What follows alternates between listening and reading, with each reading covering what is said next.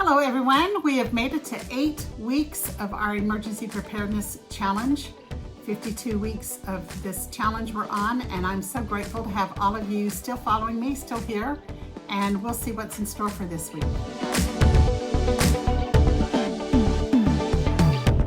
Hi, this is Vicki with the 411. We're here for week 8 of our 52 weeks emergency preparedness challenge. I want to put a plug out there for Thrive Life. If you want to have an opportunity to earn $100 in Thrive credit, which is free food with Thrive, go watch my YouTube video on free food. It's reintroducing a chicken teriyaki rice bowl in a meal in a pouch. And you have an opportunity, if you watch it to the end, it tells you how you can possibly win $100. We're going to do a drawing for that on Saturday. Also, the 2 people that won the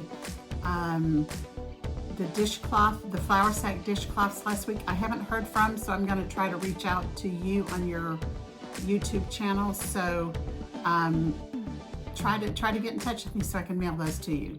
Anyway, here we are in week 8. We're going to start with our food, and it says that we should have 2 boxes of cornmeal, and cornmeal comes in either a bag like this, or I've got some that's in a can, but Thrive doesn't make this anymore. This has a long-term shelf life.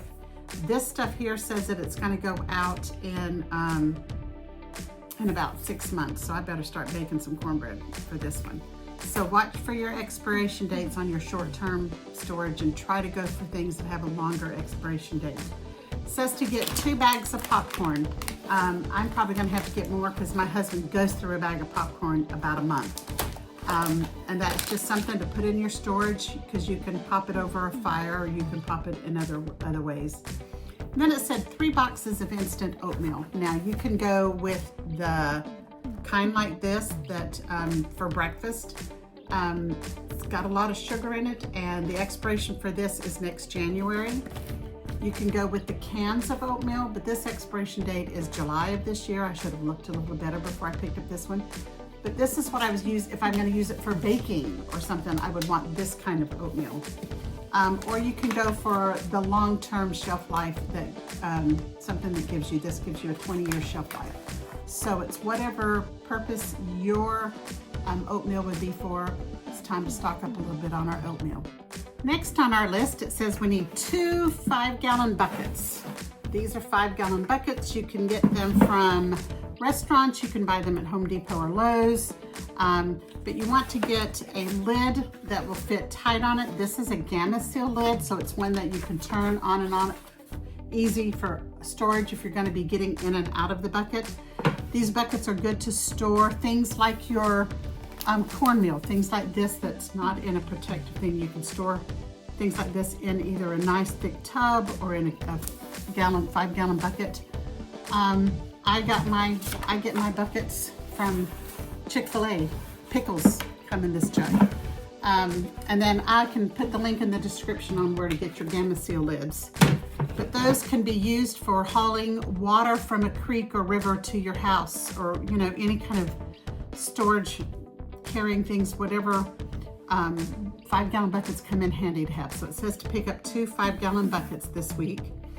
In our food, in our money, we're going to add $8 more this week to our little money pouch, and that should give you $36. And next month when we get, as you can see, it's going to get bigger and bigger each month as we keep adding to that. So keep up the good work. And when I say emergency cash, this isn't, oh, I need a new tire on my car. I need to get, don't go to your backpacks to get this. This is for when you are in an emergency and there's no internet or something, and you can't go pump gas, or you can't go buy groceries because their cash registers are not taking debit cards or anything like that. That happened around here a lot when Hurricane Helene came through. My sister-in-law drove an hour to the nearest town that had internet, and to go to the bank and get cash because everything up by her house was cash only. So that's what this is for. It's for that immediate emergency stuff. Not, oh, I need a new dress for the spring and go dip in that. So that's not what that's for.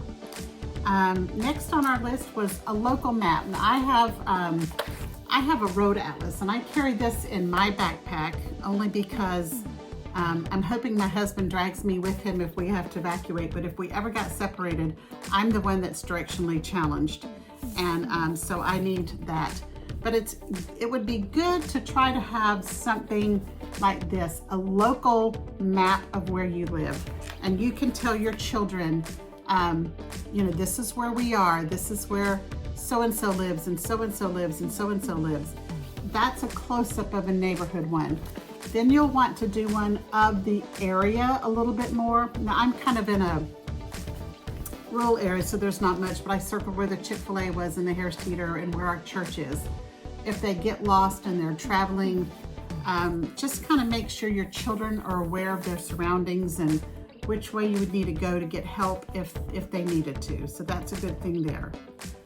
The next on our list under family emergency, family prep, we need to add charging equipment, something that we can charge laptops or charge our cell phones, or I have a couple of things that I can boil water in in a matter of minutes, but I have to have power to charge those up.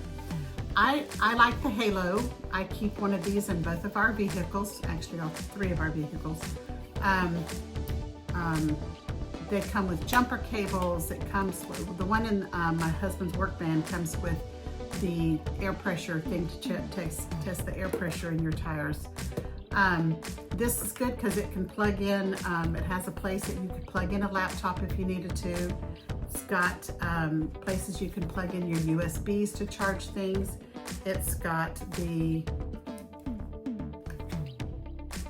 thing right here where you would plug in for the jumper cables, and we've used it several times for jumper cables, and it's been a joy, a relief to have this in my car. You can start as little as something like this, some little power bank that you can keep charged and in with it. Now the important thing is, I have a pouch that I keep all my electronic stuff in when I travel, because my laptop, not my laptop, but my iPad fits in here, and so I've got charging cables and everything that we need when we travel, but that's not in my emergency 72-hour backpack. That's in my traveling backpack. So note to myself this week is that I need to get cables for our phones and put them in our emergency backpack so that we have that, along with some power banks in our backpack. Now I've got my solar panel in my backpack that works on, I sat out on the back patio when we had the storm and plugged my little USB into this thing right here, and I charged our phones just sitting out there enjoying the sunshine. So that stays in my backpack, so I have that. But again, I need my cables if I'm gonna have something to charge with. Then I'm gonna show you this. This thing is heavy. I might bring my phone down just a minute to show you this. This is a Jackery battery thing, and it has a lot of features. It's got different kind of things back here where you plug things in. It has different plugs and stuff. You can even do the car charger type thing, USB. It's very heavy, so this is going to be my husband's responsibility to grab and go if we feel like this is something we need to take with us. It's going to be his job to grab that because it is very heavy.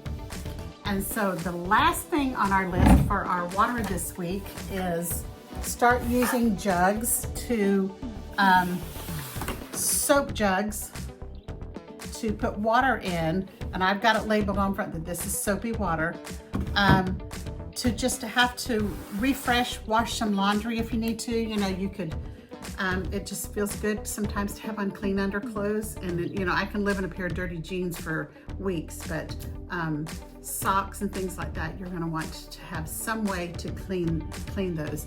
You can also take the large dishwater bottles of soap and gently fill those up when you're done, so that gives you some something to wash dishes with. So that's always something to have in your stash, just somewhere out on a shelf in your garage. Just extra water for cleaning.